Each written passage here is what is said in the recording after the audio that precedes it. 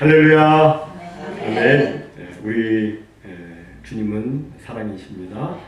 그리고 또 우리 주님의 말씀은 모두 사랑이고 생명입니다. 주님의 말씀은 심지어 꾸짖는 말씀까지도 사랑이고 생명입니다. 오늘 본문에 보면 예수님께서 당신의 사랑하시는 수제자 베드로를 꾸짖으신 그런 내용이 나오고 있는데, 도대체 베드로에게 무슨 일이 있었던 것일까요? 우리가 이미 살펴본 대로 예수님께서는 빌립보 가이사랴에서 제자들에게 너희는 나를 누구라 하느냐 이렇게 물으셨습니다. 그때 베드로가 대답하죠. 주는 그리스도시니이다 라고 대답을 합니다. 베드로의 그 대답을 들으시고 예수님께서는 바요나 시몬아 네가 복이 있도다 라고 하시면서 베드로를 칭찬하셨습니다. 정말 예수가 그리스도이심을 아는 사람, 곧 예수가 나의 주, 나의 하나님, 나의 왕이심을 알고 믿고 고백하고 섬기며 사는 사람은 복이 있는 사람입니다. 오늘 설교를 듣는 여러분들과 또 인터넷을 통해서 설교를 듣는 여러분 모두 그런 복 있는 사람 되기를 주님의 이름으로 축복합니다. 하지만 안타깝게도 우리에게는 예수님을 나의 주, 나의 왕으로 온전히 섬기며 살지 못할 때가 있습니다. 오늘 본문의 베드로가 그랬습니다. 베드로는 조금 전까지만 해도 주는 그리스도시라고 이렇게 고백을 했습니다. 그런데 예수님께서 드러내놓고 나는 이제 많은 고난을 받고 죽어야 된다 이렇게 말씀을 하시니까 베드로가 어떻게 합니까? 예수님을 붙들고 항변을 했습니다. 여기 항변했다는 말은 꾸짖었다 그런 뜻이에요. 마구 야단쳤다 그런 뜻입니다. 즉 베드로는 예수님한테 지금 도대체 무슨 말씀하시는 겁니까? 라고 화를 낸 거예요. 주님의 뜻은 많은 고난을 받고 죽임을 당하고 부활하는 것인데, 베드로는 주님 뜻보다는 자신의 뜻을 앞세우면서 자신이 그리스도라고 고백하는 그 예수님께 오히려 막 지금 항변을 한 것입니다. 그런데 참으로 아이러니하게도 이런 일들은 우리들에게도 있습니다. 주님 뜻대로 산다고 하지만 주님 뜻대로 살지 않고, 예수님을 나의 왕이라고 하지만 왕이신 예수님께 순종하지 않는 그런 순간들이 우리들에게 적잖이 있습니다. 이래 보면 우리의 신앙생활은 결국 누가 내 주인인가, 이 로드십에 관한 그런 싸움이라고 생각이 듭니다. 내가 주인이 되는 순간 예수님은 나의 주, 나의 그리스도가 될 수가 없고, 내가 나를 내려놓고 주님께 순종하는 순간 예수님은 나의 주, 그리스도가 되시는 겁니다. 예수님 당시로부터 지금까지 수많은 사람들이 예수님을 향해서 주여 주여 외치며 따라다녔습니다. 하지만 이에 대해서 예수님은 아주 충격적인 말씀을 하셨죠. 나더러 주여 주여 라고 한다고 다 하늘나라에 들어가는 것이 아니고 하늘에 계신 내 아버지의 뜻대로 행하는 자라야 들어간다.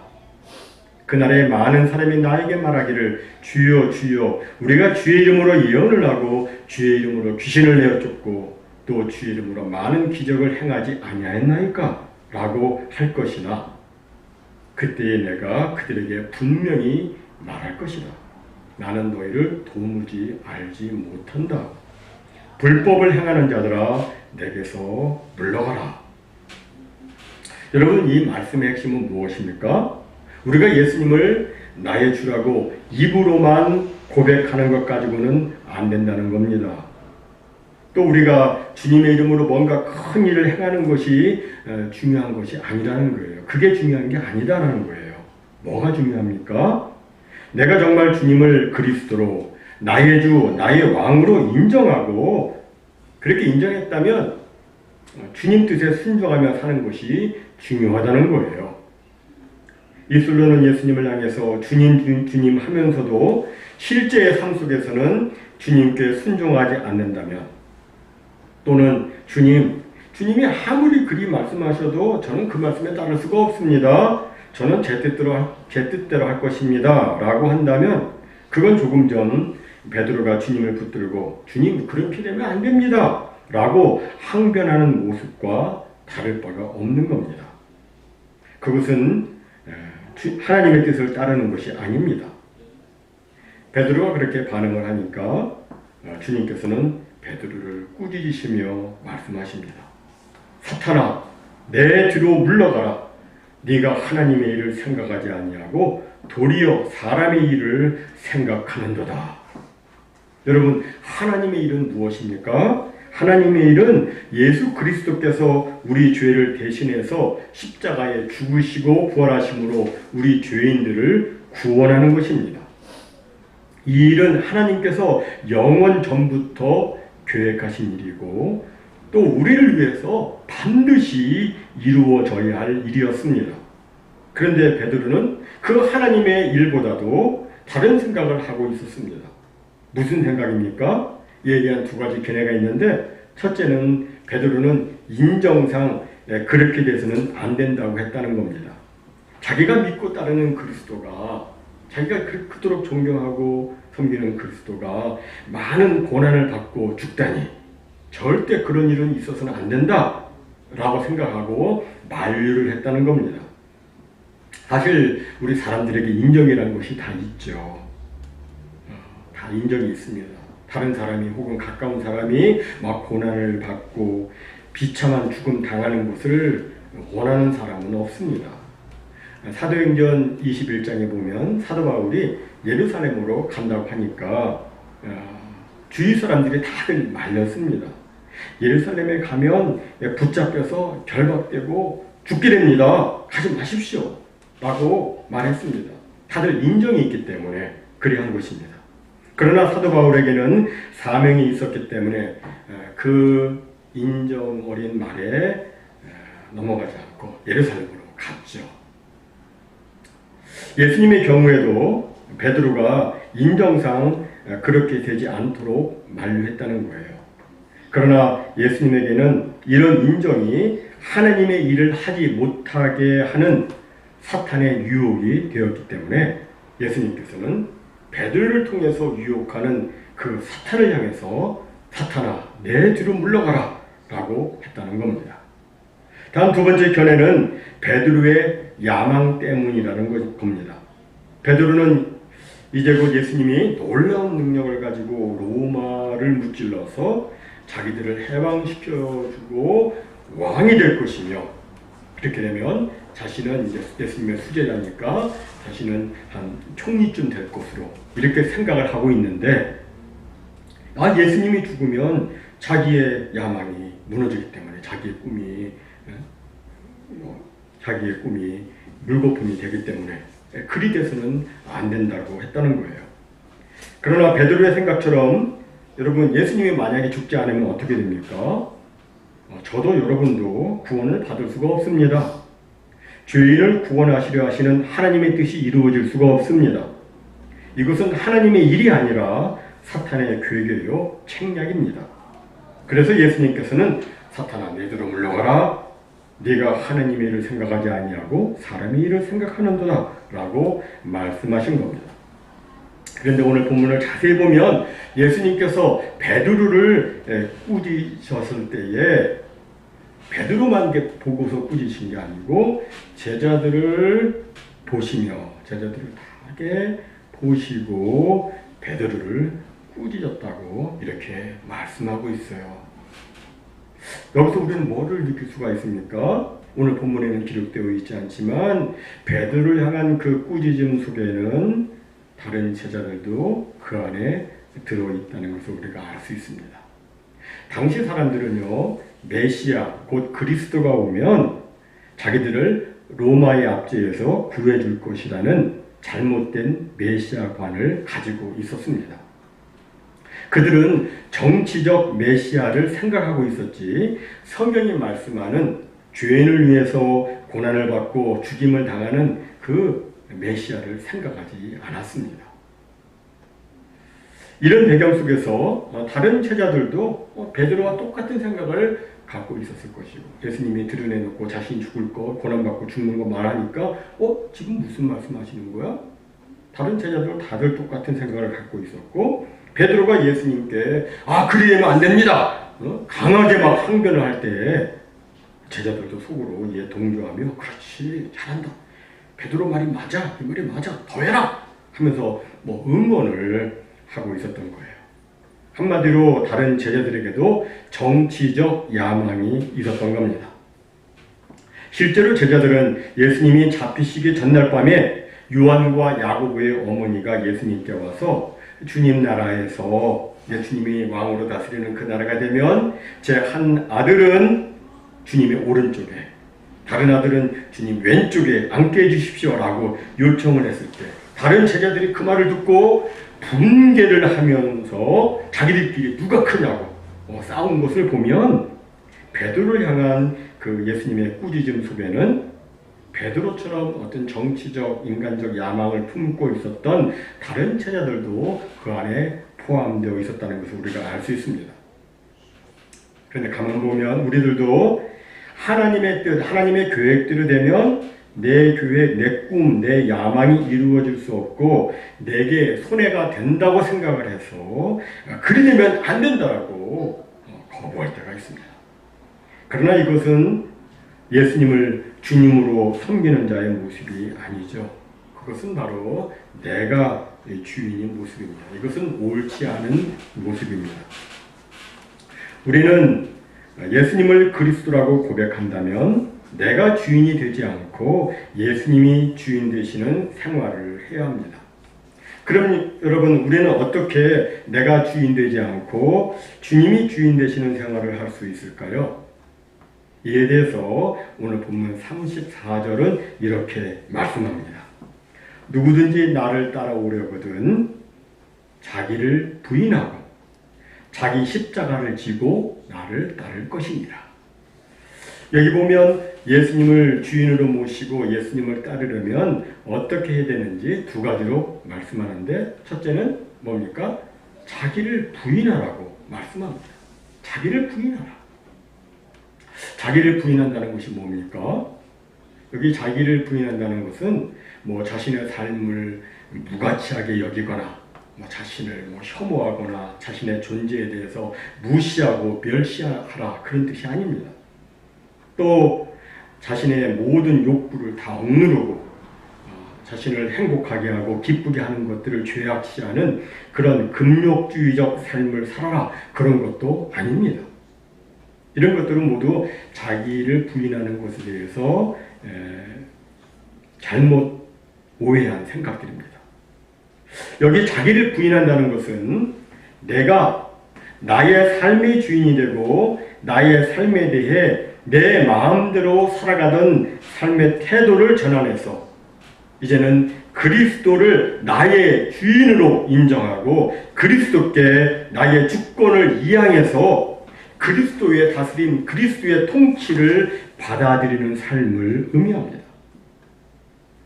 나를 내려놓고 주님이 주인 되시는, 이것이 자신을 부인한다는 의미예요. 무슨 일을 만나든지 무슨 일을 하든지 내 뜻대로 하지 않고 강요가 아닌 자발적인 마음으로 주 예수님 뜻대로 하는 것, 이것이 자기를 부인한다는 의미입니다. 우리가 주님을 정말로 따르려면 이렇게 자기를 부인하는, 자기를 내려놓는 그런 마음을 먼저 가져야 합니다. 다음 두 번째로 예수님께서는 나를 따르려면 자기 십자가를 지라고 말씀합니다. 자기 십자가를 져라. 여기 자기 십자가를 진다는 것은 자신의 모든 고통이나 문제들을 그냥 무기력하게 그대로 받아들이고 다 포기하고 살아가라, 그런 운명주의적인 삶의 태도를 말하는 것이 아닙니다.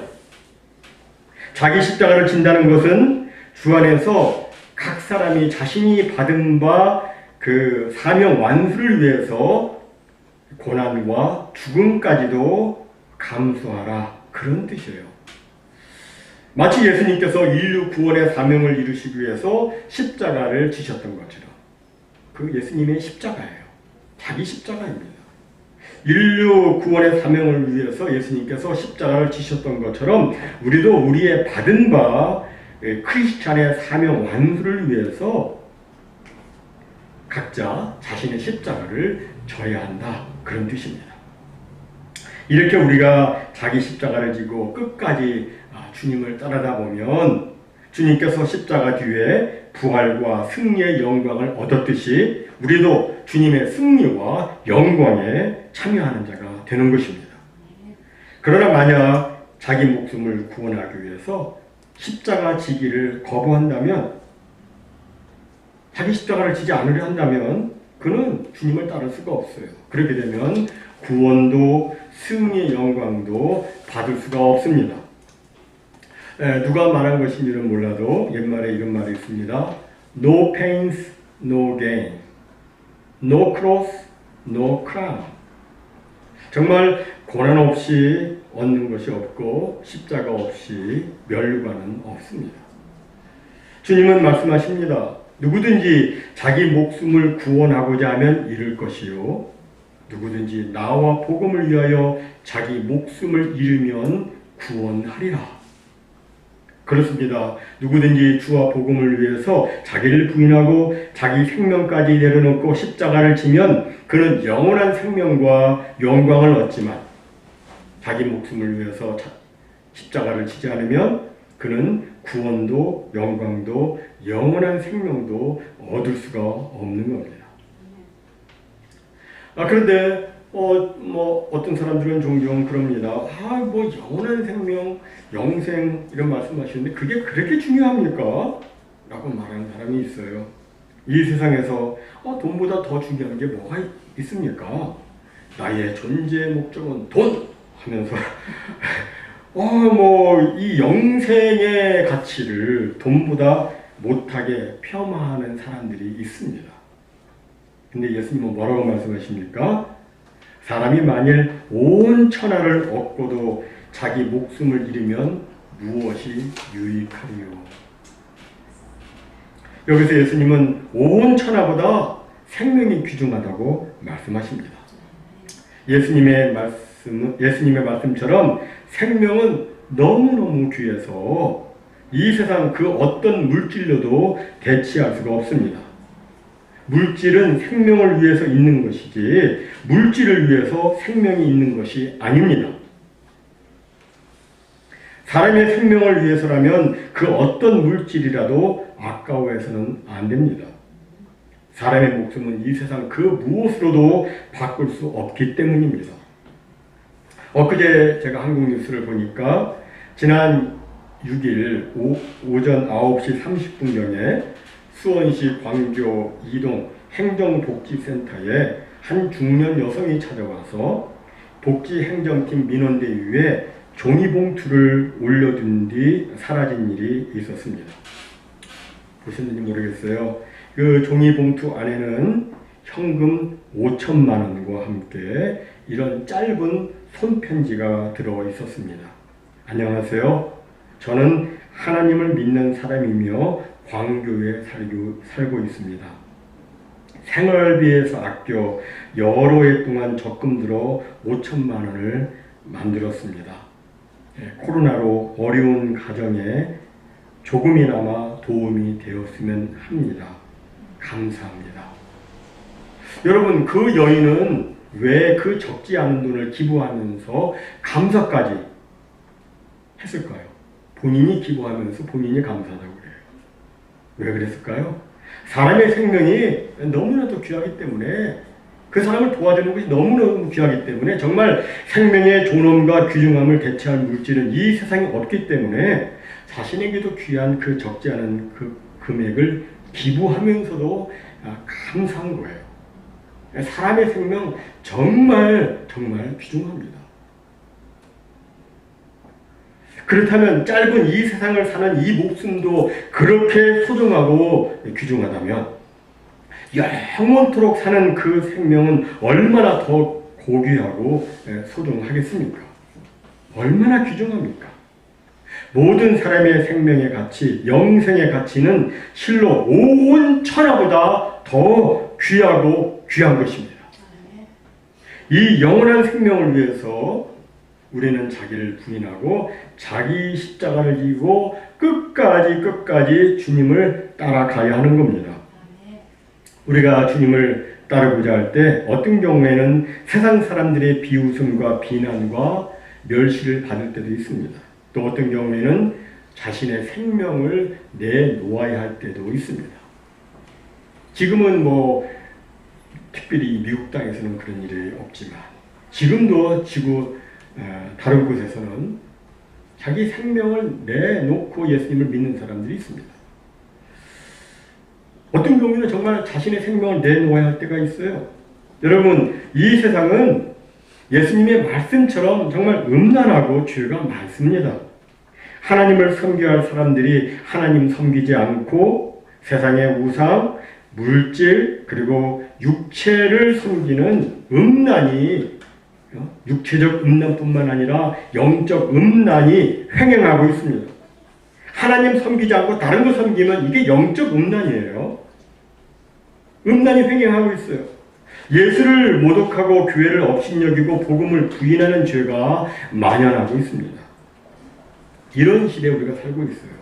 이런 이 시대에 우리는 주님을 믿고 섬기는 크리스찬으로서 주와 복음을 부끄러워하지 아니하고 오직 자신을 부인하고 적극적으로 그리고 즐거운 마음으로 자기 십자가를 지고 주님을 따라야 합니다.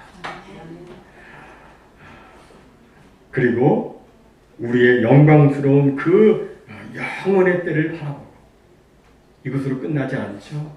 그 영광스러운 영원의 때가 우리에게 있는데 그 영원의 때를 바라보고 영광 중에 다시 오실 주님을 우리가 기다리면서 의의 자녀로 진리의 자녀로 하나님의 거룩한 자녀로 이 땅을 살아가야 합니다. 그러면 우리 영광의 주님께서 이 땅에 다시 오실 때 우리를 보시고 크게 칭찬하시고 귀한 상급과 멸관을 주실 겁니다. 사랑하는 성도 여러분, 무엇이 과연 성공한 인생입니까? 무엇이 과연 행복한 인생입니까? 무엇이 과연 승리한 인생입니까? 내 뜻을 구하지 않고 하나님의 뜻을 구하고 하나님께서 기뻐 원하시는 그 일들 행하는 삶입니다. 모쪼록 우리 모두 내 뜻을 구하지 않고 하나님의 뜻을 구하는 삶을 삶으로 우리 주 예수님께서 아버지의 영광으로 거룩한 천사들과 함께 오실 때에 주님의 기뻐 여기심과 귀한 칭찬과 상급을 풍성하게 받아 누리는 우리 모두가 다 되시기를 주님의 이름으로 축원합니다. 아멘.